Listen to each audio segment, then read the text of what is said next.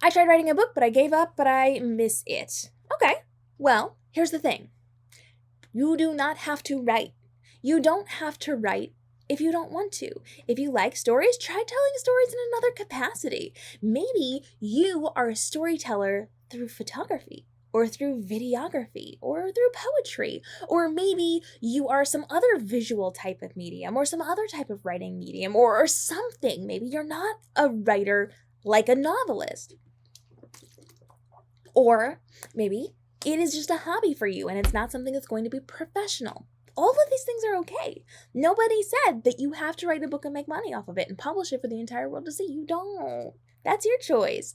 So if you like it and if it's fun for you, write it for fun. Let me tell you how I got started in this industry, because it wasn't intentional. When I was younger, I was working with the publishing industry, teaching authors and publishers how to market their books better. Yes, I've always done marketing. Yes, I've always helped the publishing industry.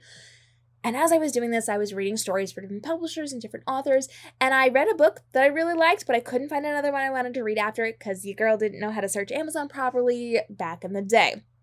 And because I didn't have a book that I wanted to read, I wrote it. I wrote one for myself, and it was just meant to be for me. It was only for me, and it was not for anybody else. And then I wrote another one, and I wrote another one. And by that point, I said, this is taking up too much of my life. I have to make money on this, or I have to stop. Now, I could have continued with this as a hobby, and that would have been fine. Nobody needed to see my writing. And in fact, when I started querying my book, I had multiple contracts offered to me. I turned them all down, and for a solid year, I did nothing with my books. I had no intention of publishing if I didn't have a good deal. And I didn't. And it's fine, because I didn't have to be a professional author.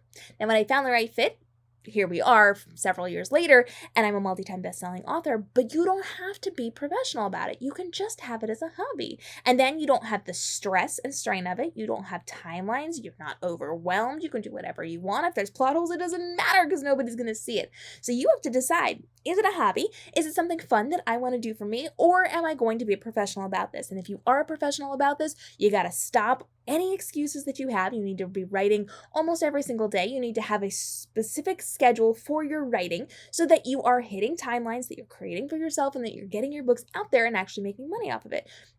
Neither way is right or wrong. It just depends on what you need for you. Hobbies are fine. There's so much less pressure for hobbies. It's fun. You can do whatever. You're good. If you're professional, you have to be professional about it and treat it like a business. It's a lot more pressure. It's a lot more stress. It's a lot more work. But you also are a published professional author making money off of your work. So if you want to write your story, baby.